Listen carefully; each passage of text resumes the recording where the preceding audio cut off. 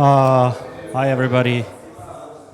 So we are gonna start in a bit. Ćao svima. Danas imamo kolegu Mirka koji će da nam priča o pipeovima. And in English today we have Mirko who will talk to us about pipes and how we do code composition. Mirko, take it away. Thank you.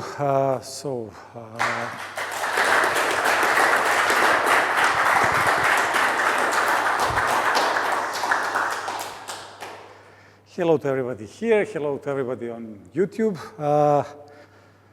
I'm Mirko Arsenijević. As he said, I'm going to talk about hftubes, library for functional composition. We will see later what I mean by that.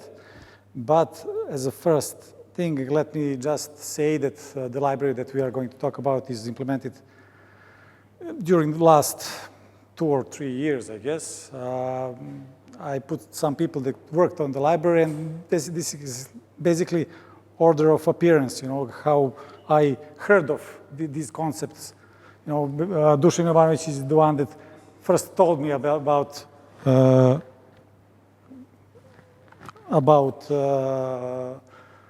pipelines. Nemanja explained it a bit further for me then, and then at some point 2 years ago, I guess, we implemented the first version. I did the manual coding, but the major parts of the architecture and stuff was done by Petar. Then the rest of the guys and all of us, we continue to develop the library. And there are 2 guys here, Nemanja Lučić and Dario Mirović, who switched to Rust, and one of them also had a talk about this kind of pipelines. So basically, it's an architecture thing, not a C++ thing. So it's nice. So the plan is to show that functional pipelines can be easily read and easily understood. This is. I had some problems reading sender-receiver, and this is a proposal, and this is, like influence of that. I would like if I could compose function in a way that I can understand them. We will do comparison with the expected outcome pipelines and with the sender-receiver compositions.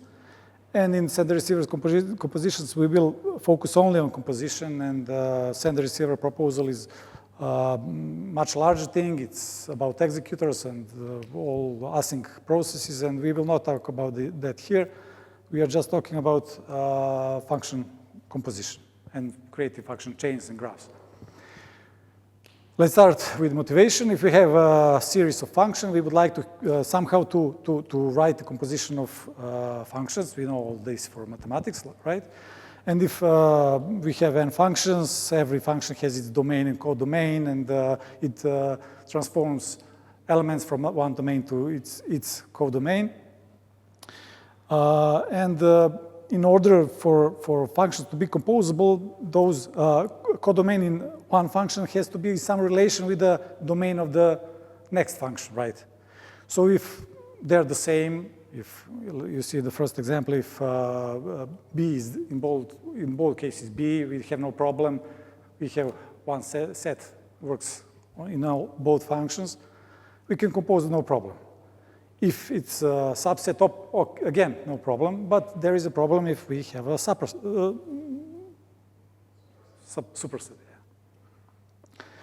Yeah. Not superset. Yeah.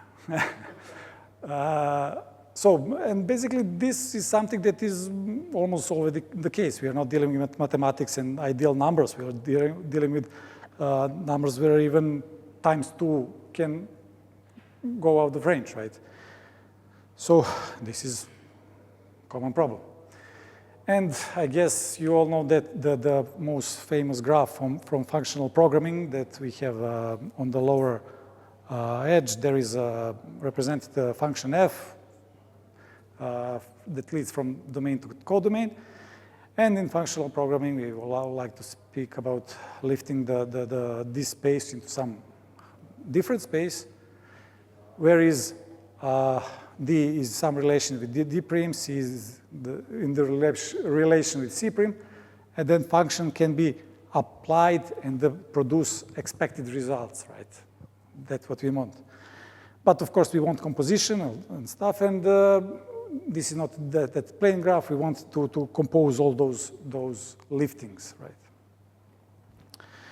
So the first thing we have to decide is what is that space we are going to lift, and how to compose. How to compose, meaning that C++ is a diverse language, and we have to choose one mechanism to connect two functions. Maybe return value is one simple and most used way, but we will see there are others. Now, let's see what expected outcome pipelines are. We had two talks here. One was an excellent talk from our friend Ivan. Fortunately, he's not here today, but he had a talk in Serbian in 2023, and the similar talk in English in 2022. In these talks, we saw that composition gives us a large benefit of predictable execution path. We saw how to write functions that can be composed using std expected, and that there are some functions called then and transform that work on some lifted space. Let's see what that means. We'll start with an example, and this is plain example. No, nothing. We have a string that enters the serialize function. It produces message type, and then goes to extract user ID and object ID, and then it produces user ID and object ID, of course, and we go to a function that would get something from the database. As a result, we should get string. In expected outcome pipelines, now we'll show how it looks like. Is this okay font? Yeah, okay. So here is the main thing. We have a string that should be input, right? But at the first step, we convert that plain old string into something that is called std expected, right? In order to be able to compose with std expected pipelines. So we have that input. We call the function and then to deserialize, transform to extract IDs, and then to get something from the database. Those functions are simple. Deserialize takes string as an argument, returns std expected. In the success case, on happy path, we just return the message type, and on error, we return unexpected result. This is the same, the similar thing. The only thing is that we do not return std expected. We return something from the non-lifted space. And the third one, get from database. Again, we have something, we have argument, we have return value that is std expected and return string in the success case and unexpected in the error case. So what we see here is something like this. We have two types of functions. We have deserialize, you get from database on one side, and we have extract IDs on the other side. Deserialize and get from database return expected. Extract IDs returns plain pair. So expected mechanism allows us to work to compose functions that are in our lower space, and we automatically lift them into the expected space. And also this, what I call semi-lifted. I don't know what's the correct name for that. But, and that is basically okay. You know, we have STD expected. If something causes an error here in the serialized function, the unexpected result will be propagated back to the output. If it happens here, again, it will be propagated back to the output, and that's okay. On the other side, happy path will go one by one step, and we have everything what we need.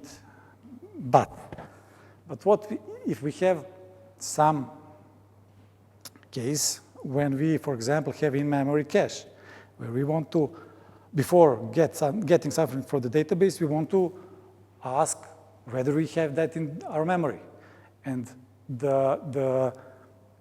you know, what would I expect is that, you know, it would usually be there in the memory. So I don't want to throw unexpected result for something that is expected for me. And in order to short circuit the result to the end of the pipeline, I would have to throw unexpected. So that is a little awkward. So for when you have error and not error and value, STD expected plays nice. But when you have some different paths, you know, like left and right path and two correct paths, STD expected is a bit quirky, you know. It doesn't nicely model the world. So to sum up, we had to choose where to lift, right, and how to compose functions. So we choose to lift to the STD expected space. Everything is done in there.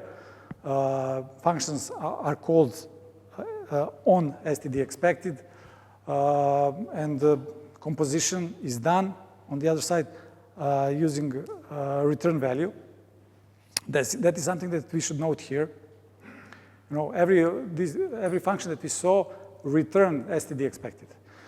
But if you remember, there was a function called get from database, and it needed two arguments. It needed user ID and object ID.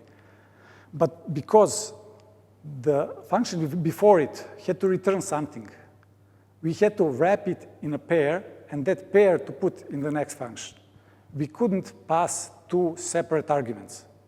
You know, there is we did unnecessary tupling. And that is here. You know, we cannot pass to the get from the database functions separate user ID and object ID because they need to be in one thing that is returned from the previous function. But okay, it's not very, very difficult problem, right? So we saw that composition is very easy. We had awkward short circuiting in the non-error case, and then we had those overhead for returning tuples. But we also had another overhead where, imagine you have a range of successful operations, and there are 10, 15 of them. In every step, we must do in runtime check. Was there an error or not? And if it's not an error, then continue with the value. And in every function, we have to unpack expected, check where to go, and choose the path and go there. So there is some runtime overhead in that. Sender-receiver framework. We will focus on composition. Executors are out of the scope.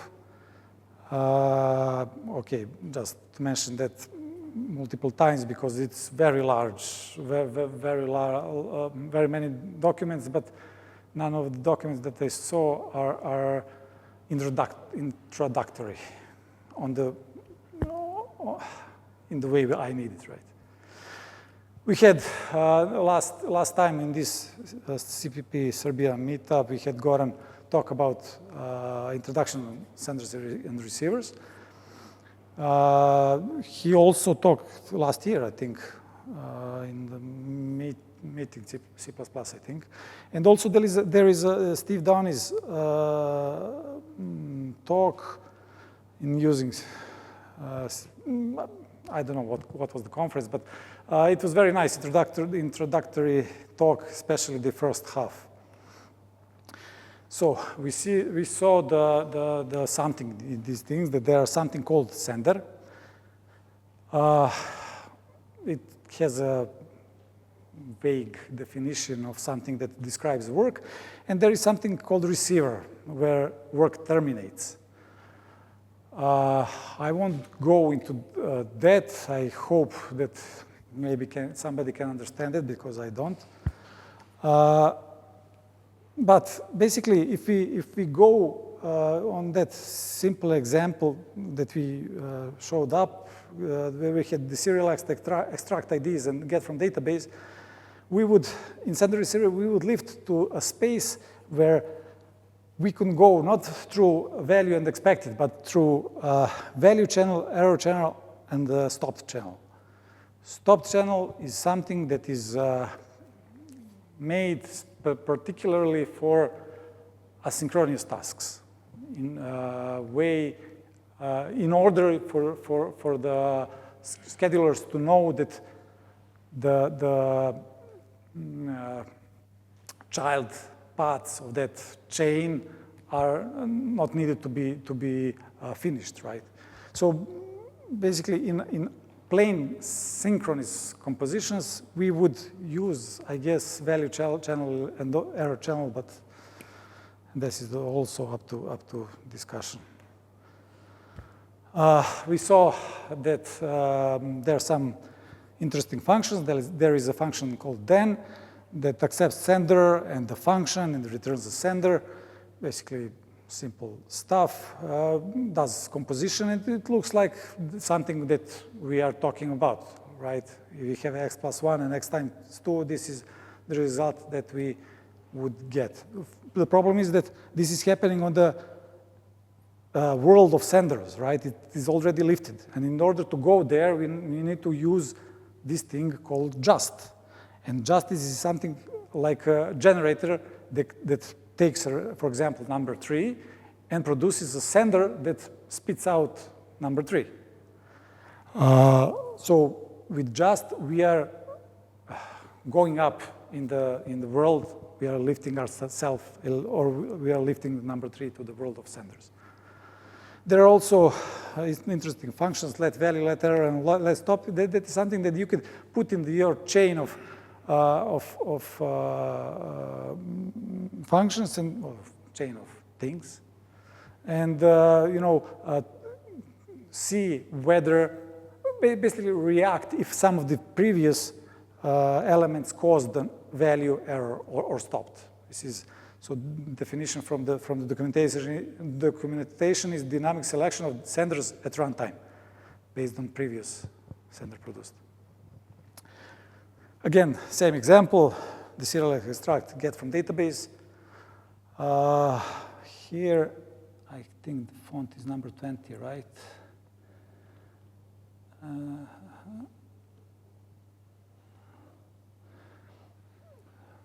So here we have something similar to that expected things. We have those pipes. We have calling deserialize with these then functions, then extract, and then get from database. We are running this on some scheduler, and seem nice. We have thread pool of 8 threads. But okay, for the functions, I didn't manage to create a sender that produces an error. So for me, it's complicated. I guess people are doing that, so I guess it's something that they created a large library for that stuff, but I didn't manage to create something that would cause an error if I get some exception here. But nevertheless, we see that somebody will know that, we will ask, and we will find out if we need that. So, okay, we can read the chains, right? We can read that, but let's sum up what sender receiver gives us. So, we had to choose, right, where to lift and how to compose. We choose to lift to a space where everything is type of value or error or stopped. Also, composition of the functions is compositions are, when you implement a sender, you're returning a value on one side. But if you're producing an error, you're passing to a continuation an error. So there is a two-way propagation of events. For me, that also sounded a little complicated. But okay, we saw, and then we have overhead. For me, it's cognitive complexity. I hardly understood. And the other thing is that when we are returning value, we have the same problem with the std expected. If we want to return two integers, we cannot return two integers. We have to return a pair of integers. We have to wrap something, wrap it into something. Okay, hftubes. Again, question, where to lift, how to compose. Now, instead of returning a value from the function, let's do other way around. Let's give a function a continuation, and the result, let's invoke continuation with that result, right? This is the old stuff. I found it in 1975. Sussman and Steele wrote about it. But if you use that way and continuation-oriented programming, we would not get those unnecessary tupling. We will not return anything. We would just put those two integers we were talking about into continuations. There is no need for tupling, right? And also, there is every function has to return one type. It cannot return different types. We can create a variant. We can create some type erasure, but function returns only one type. If you use continuation, we can, for example, put in continuation. If something is true, put integer in it. And if something that is not true, put string in it. And if that continuation accepts and int and string, it would work, no problem. So we don't have to force ourselves to use variant or some runtime dependent type, checking. And the other question, where to lift? We are going to lift to the space of values or whatever. We'll see what that means. What are the building blocks? First thing is a pipe. Maybe we should look first to how it's add one implemented. It's function object that takes in continuation as the first argument. And the result is basically the continuation is invoked with that result of x plus 1, right? It could be nicely represented with a graph. That is, I think, a very good thing. And then what can we do with it? We can create a pipeline. Pipeline, in our case, is something that takes a pipe and a function object and creates a function object. Basically, we put the ending continuation in the chain of pipes. So if we have a pipe and function, we create something that has an input but doesn't have a continuation output. This is basically just a function object. Based on that, what this function do, it behaves as any function object. And in this example, if we have integer result, there is something that we want to store the result. And we create a pipeline that calls that add one. And as its continuation, we put a lambda that just accepts that already increased by 1x and puts it in the result. So by passing 17 here. It goes through add 1. It increases by 1, right? And go into this function where it is written into a result. This is the implementation for the pipeline. I think it's kind of, I guess it's not too large. It's, for me, the best thing was that I could read that. You know. It's a pipeline, it's a function object, right? It has one input. We don't put in continuation. It doesn't have output, so it has one input that is represented with the operated parent that accepts some arguments. And it returns the result of invoking pipe, this thing, with the continuation of fn and its arguments. And we basically compose these two things into, by you know, we put something in, we call this with the arguments, it goes through one step and then first step and then second step, and we get the result. There is also compose. Compose is a sort of helper where we can combine pipes into one large pipe. Yeah, just to mention, all of these, both pipeline and compose are here implemented as a binary things. You see, it has first and second, but we have a way to, if we have a binary operation, we can basically extend it to be n-ary. So something like you could wrap a compose, and you can create n-ary operations for that. So how compose is implemented? We have first pipe, we have second pipe. We call first with the connected second and continuation. Basically, the thing that is the points to the output error, and we put arguments to it. I guess when you read it a bit later, it would sound very logical. I don't know. It's now does it look understandable? But you know, if you read it thoroughly, it makes sense. And now let's see how would that example work with us. Now I don't have the complete implementation of hftubes here. This doesn't compile. But let's see how would we write user space code for this. We have the serialize function. Let me just go here. I have a pipeline that does deserialize, extract IDs, and get from database. And we also put the ending function that would print the results.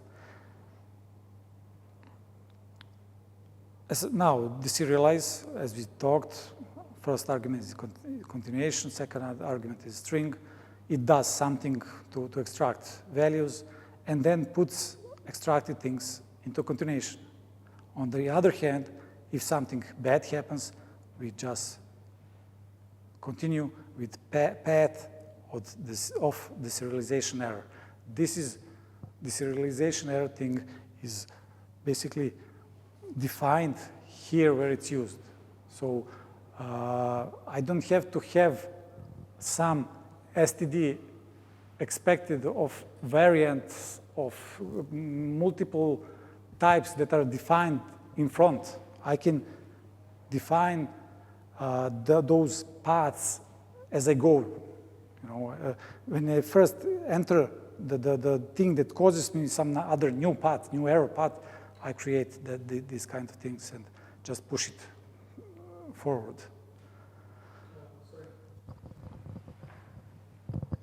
So basically, invoking continuation from your function is just replacement for a return that allows you multiple returns. Instead of returning, we are just putting in the continuation. So basically, that is requirement for all your functions that are part of your pipe. Is to okay. Thanks. There are helpers. You know, we have tools to create regular functions to lift it to this pipe space. You know, because regular functions are more strict, you know. They accept few things and they return one thing. Pipes are more relaxed. You know, we just, instead of returning that we put it in continuation. Add one argument for continuation in front and we created something. So that way, creating from regular functions to pipe is straightforward. So we have, you know, tools. You write pipeline, you write whatever you want. It just compiles in a way that you would like to. Okay, then extract ID, accept continuation. This doesn't throw an error, but you know, I wanted to show this that you know we didn't have to put a pair of two integers.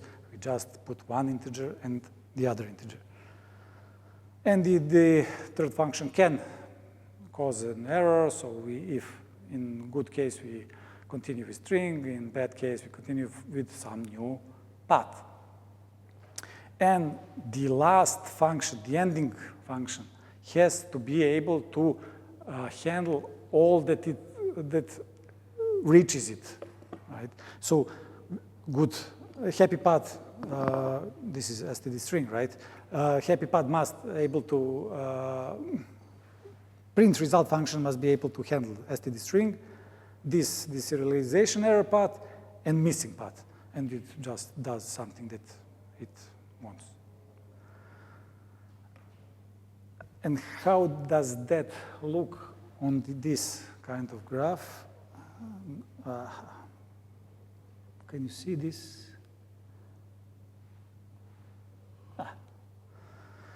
So basically we have that deserialized extract ID and get from database. What I wanted to show here is that we moved from regular functions to pipes, and in every step, the serialized pipe now could lead us into a normal space, right, where we produce a message, or the serialization error path. If this thing doesn't handle the serialization error, and this thing doesn't handle the serialization error, it will go to the last function in the pipeline. On the other hand, we could pass these two integers here, get from database. Get from database could return missing from database path, and you see here, all three things must be handled by the last function in the pipeline. And now we don't have that kind of problem with in-memory cache, right? We can use specific paths for specific types. We don't have to use unexpected or error. We have named types, right? And in this case, maybe it would look something like this. So the same thing, this can cause deserialization error. It propagates to the end. Get from cache can cause not found or string. Not found, on the other hand, is handled by this function get from database. And we basically catch that not found path, handle it there, and merge it to the rest of the pipeline. And now that thing doesn't have to be handled by the last function because it's already handled somewhere before. So we have split of the road and we have merging of the road. Code, I don't know if it will be any interesting. I think it is self-evident what we did, just this is, oh, maybe not. Okay, we have input goes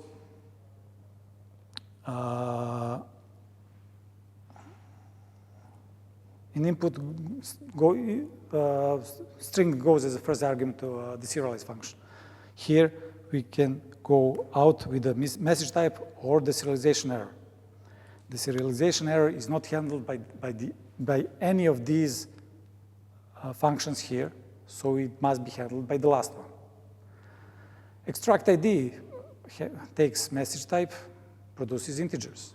Get from cache takes integers, produces or string or cache miss and with pair of integers. And now we have a special tube called handle paths that says if cache miss appears, then take all the other arguments except that marks the path and handle it here. Get from database, the result is string or not found, and save to cache, accept string, and not found is propagated to the end. So basically, maybe when you start reading it, it is overwhelming, but for me it looked very nice. Now, let me show you how we implemented some of the things. This is a fork join. Basically, you have a pipe that you put arguments in it, and that arguments are passed to many pipes you give it. Like you have electrical wires, and you pass to all of them. And the result is concatenated to the result. So basically, if integer goes here, that integer will be passed to all of the pipes, and the result, we will have the result of 4 functions produced in the next continuation. If somebody likes functional programming, this is S combinator, Stirling prime, Turner, big Phoenix function, and all that things. All those names are correct for some reason. They named one thing with many names. And the reason why we need it is if we have a pipeline and we would like to have dedicated function. I would like to have extract user ID and extract object ID instead of function that extract user and object ID. We want to split the road, and one thing is handled here and the other thing is handled there. So now for the implementation of fork join, this is naive implementation where we have some where let's say like this. We have first and second. We have 2 pipes. We have arguments that should go through the pipe. The result of the first pipe applied to their arguments should go into result 1 and the other one for 2, right? If we create pipelines where first is that pipe where what we give it first, and the second is just plain function that stores the result in this result, like we had in the example before, we would basically create something that passes arguments to a first pipe and then stores it into a result. The same thing for result number 2. So we would have 2 separate results for 2 invocation of 2 pipes. Why this is not very nice? Because we have to create a tuple. This is a tuple of unknown yet type. Maybe it's known by. Never mind. It's not very. This is just an example code. And if we put the arguments, first pipe, put the continuation, copy out yet 1 in it, we would get the result of that in result 1, and for the second one in the result 2. And what we wanted in the output pipe would be result 1 and result 2, of course, untoupled. We don't want 2 tuples, we want 2 arguments by arguments, but I don't want to deal with that here. What we wish to do is something like this. So we have first and second, both are pipes, both have continuation as a first argument in their operator, param, param, param, param. So we call a first, we give it arguments. And as first continuation is this large thing. So now what is this?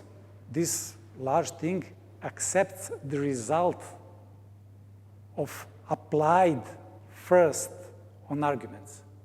And that's why this has this auto-refer first args as something that accepts.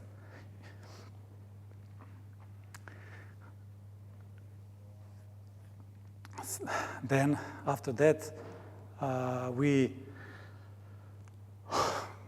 call in the second pipe, put in continuation that accepts arguments, the result of the second applied on args, and in that we call continuation, where we just put first arguments and then produce the second arguments.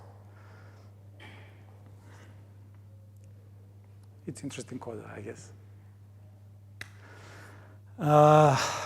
Okay, we have some operation on pipes that I don't know if I would call it helper operation, but we use them to compose our task, our pipelines and graphs.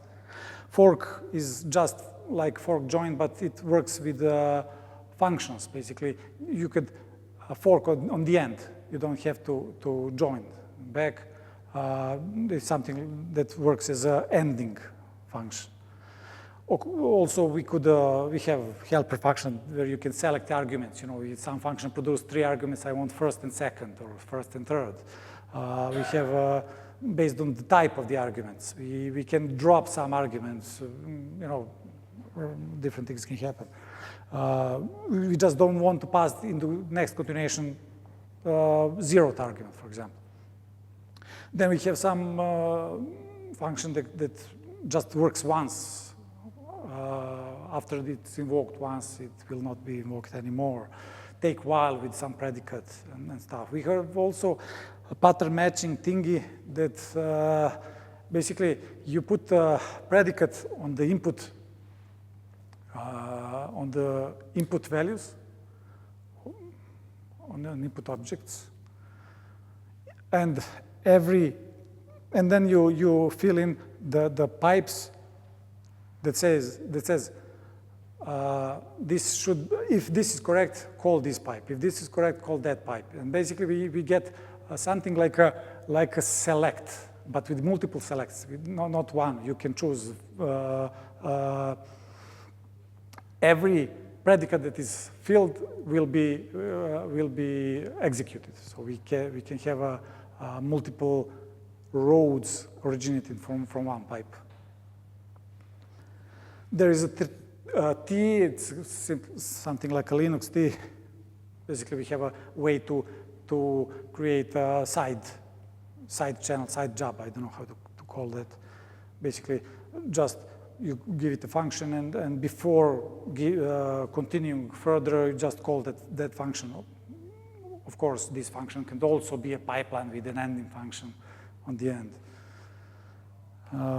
And now this is some example that we had, similar example we had in our code base. I just wanted to show how complex it can be in the code, but I would like to convince you that this is readable. And I'll go step by step. So basically, we have a pipeline. So this is something that is invoked. Somebody is invoking it when event happens. So presumably, something is on the receiving buffer, TCP buffer. In our example, we had, okay, we are receiving something from a buffer, and what we do first, we just parse a message. We parse through bytes, trying to find the message header. If you find it, we pass that block of bytes to the next pipeline, and nothing else. We just trace something to know. Basically, this is logging or tracing thingy that we know that something was happened. And after that, this pipe, protocol pipe, it receives header and a lot of bytes. And it knows how to extract messages from those bytes. And it just extracts it and puts it in the next pipe. We could also get a protocol error. So we have here trace error. And if, because it is closed path, if error happens, the continuation stops here. We don't continue further. And then we do some logic stuff, append sequence number, whatever. And then we do that pattern matching thing.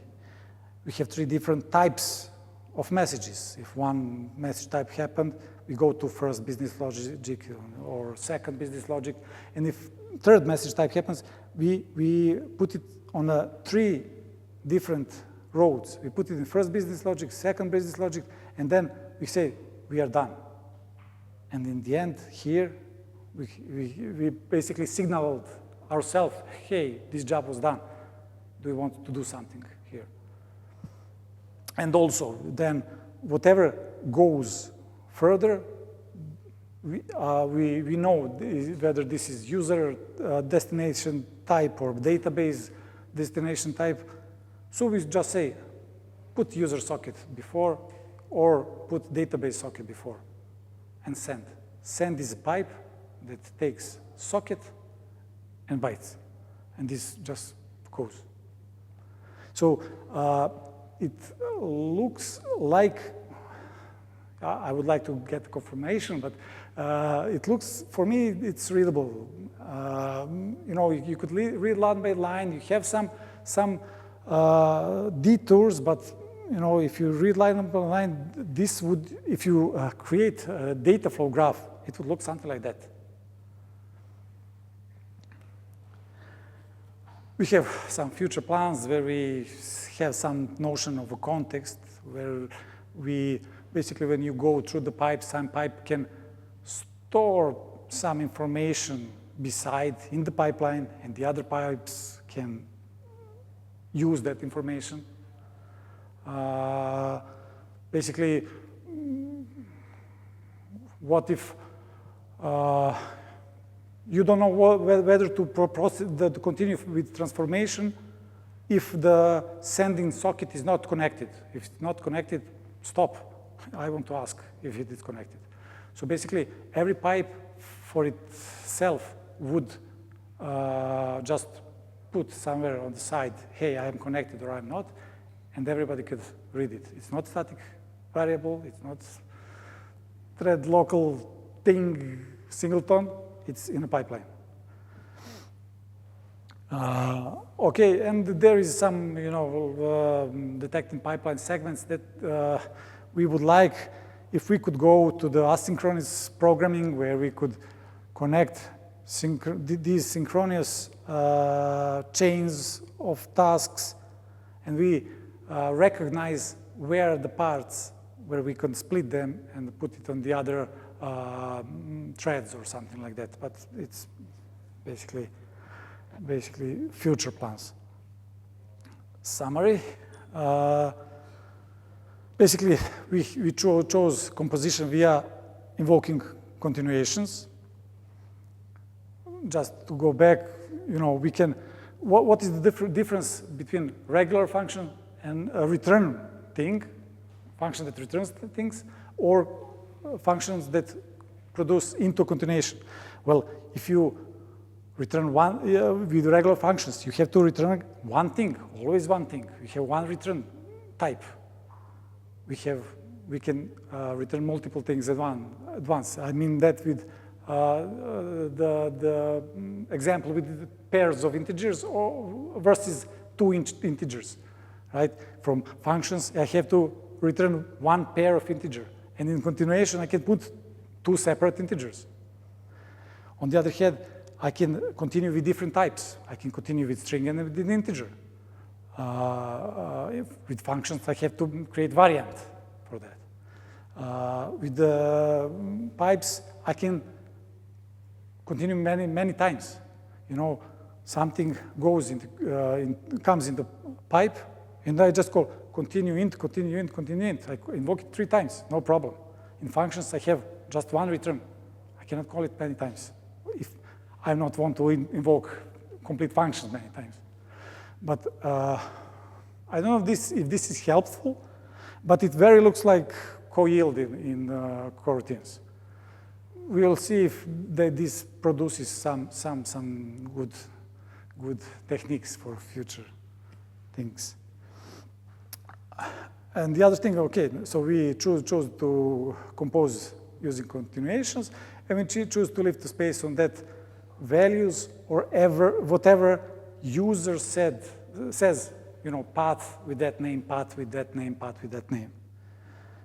And we have also one nice thing, the relaxing of lifetime issues. Whoever wrote, you know,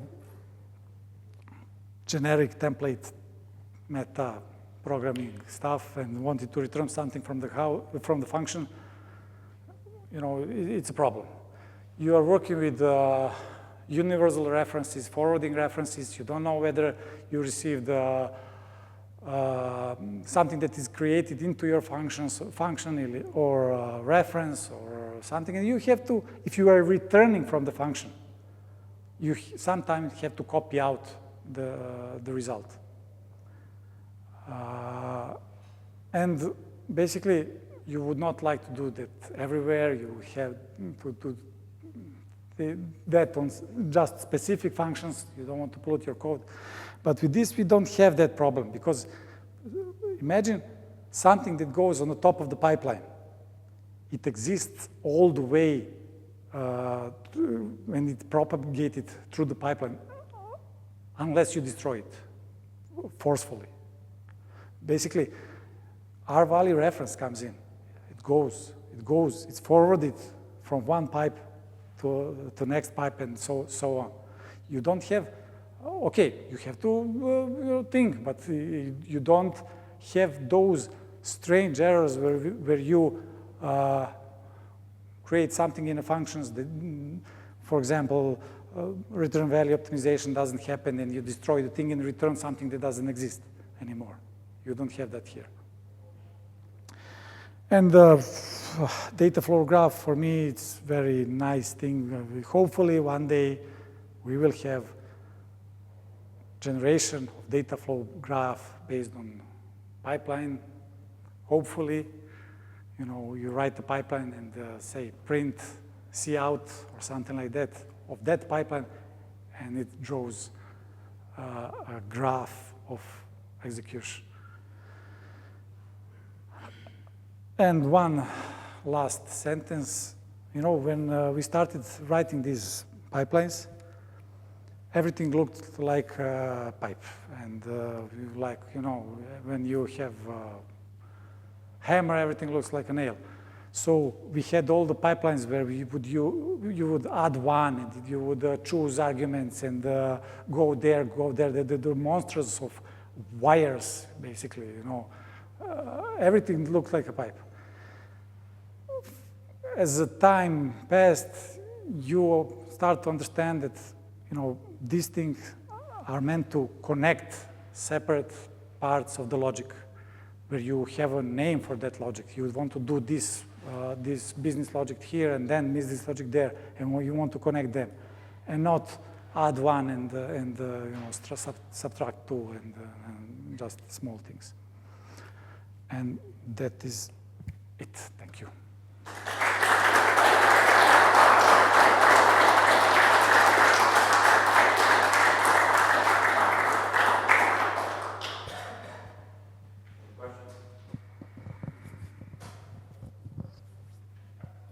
So you mentioned that basically all objects created during the lifetime of the pipeline is there, and you can pass it around. So is there any problems with, you know, changing the value unintentionally, or, you know, not being?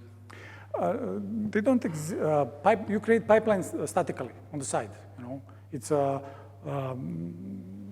member somewhere. You create the pipeline complete, and when you put arguments in it, they exist until the end of, until they exit the pipeline.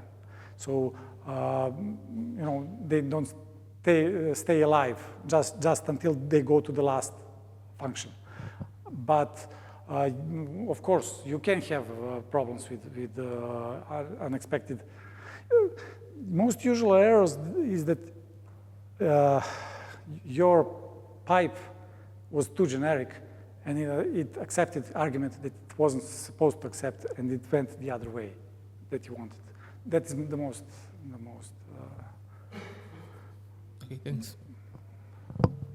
Okay, so the main benefit is that you can pass next arguments in continuation in place, right?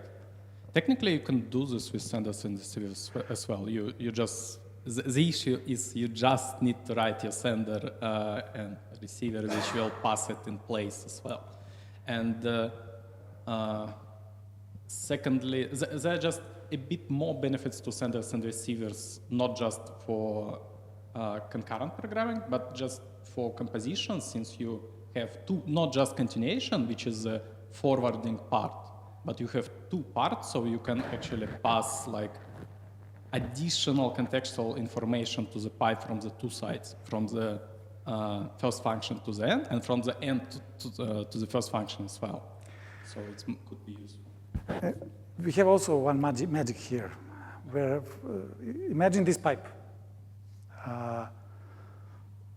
It accepts some arguments, and what it does, it says, okay, here is integer.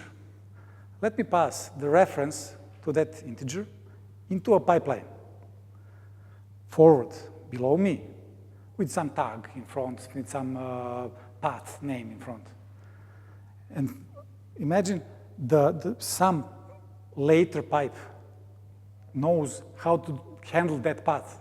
And it says, okay, I received the path called write me a value in my integer reference. And it uses its state and writes into a reference that the above path sent, above pipe sent. And basically, it goes back. The above pipe says, okay, now I received information from the bottom pipe. I can continue later to do other things. So it's kind of magic. We don't have it on many places, but no, because you can invoke continuation of pipes. You can produce execution of lower pipes 2 times. You can ask, give me information, and then continue with that information if you need it. So. Yeah, the main difference is for concurrent, you wouldn't really want it's very large. And it's, I guess their idea is to create concurrent framework for sender and receivers. For us, it wasn't that idea. We wanted to create synchronous tasks, but a graph of tasks. And that's that too. For me, I'm sorry that I think that overcomplicated synchronous composition because they wanted to look like asynchronous composition. That was the main issue I have with sender receiver, because asynchronous compositions with on stuff, on this, on that, I don't think that I could take out anything from it, but it's what it is. It has to be like that. It has to be like that. But I think that they used that same interfaces for the things that were much less complicated for synchronous tasks. And that's why I cannot go from one function to the 2 places. I cannot create expected and unexpected in simple way. I have to create sender creator, basically.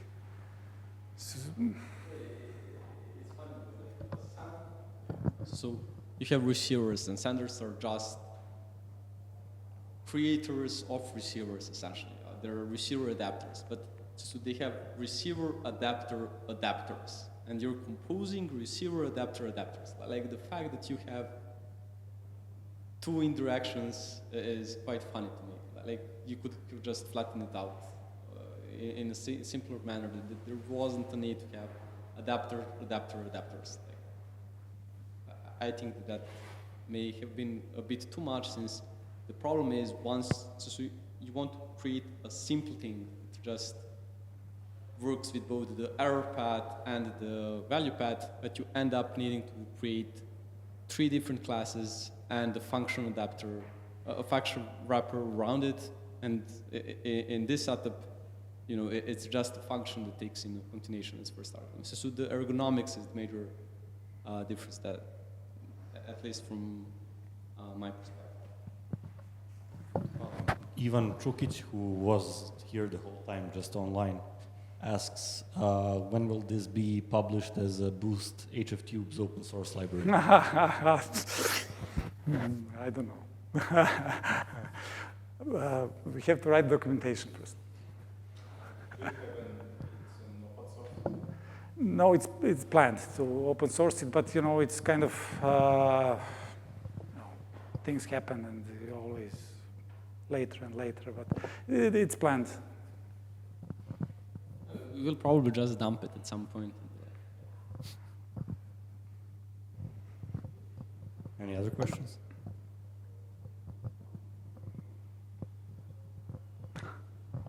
I mean, let me ask also, what's the downside? No downsides. No downside. No. There is. For example, there is a problem with those things that I talk. Destructors are called at the end of the pipeline. You have an object that exists all the way. Maybe someone has a problem with that. You would maybe if you had some big things that are not passed into the continuation that you use in a pipeline before you calculate things that you want to put in the continuation, you could forcefully delete it, before you invoke continuation, for example. Or Yeah, so like if you had a large image, you distill something, you would want to destroy the image buffer. Before you go into continuation, right, yeah. Because the output will produce something larger and you want to save memory. There are issues. There are, but those are, basically this is, we have a lot of tools here. We need some, and we need a little theory to develop and practice to see what is good and what is not. Maybe some of these things are too shoot yourself in the foot thing, but we will see, time has to pass. Also, can you comment on how does this compile and how does it look in runtime? In runtime, it runs very fast.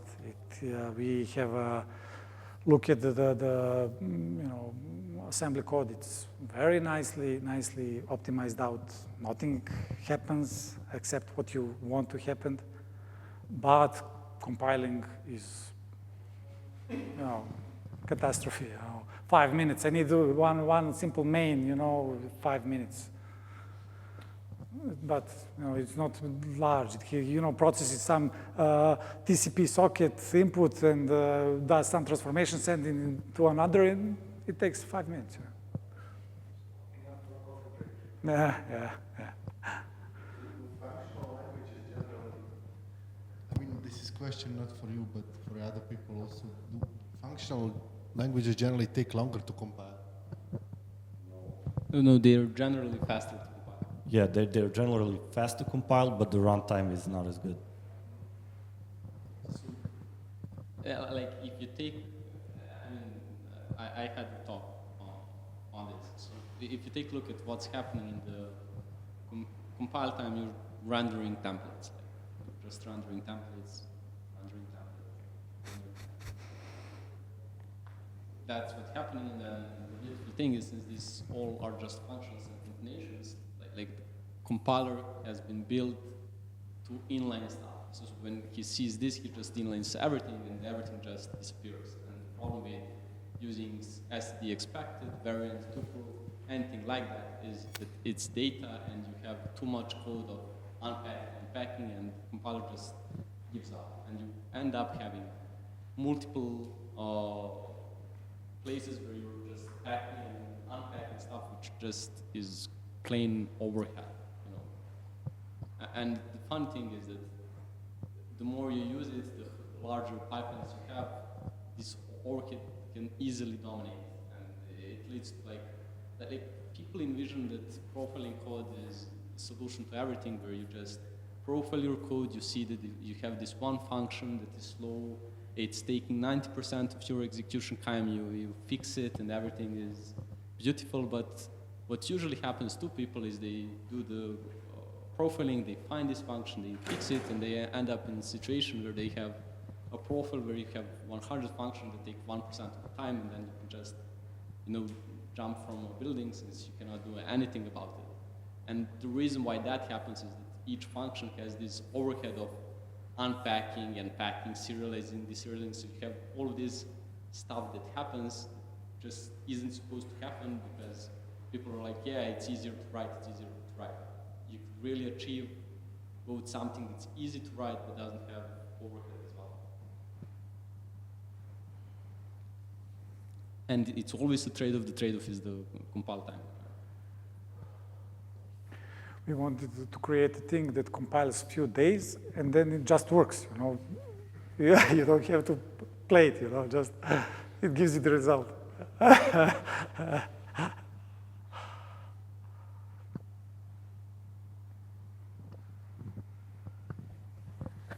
Okay, that's all the questions. Thank you, Mirko. Thank you.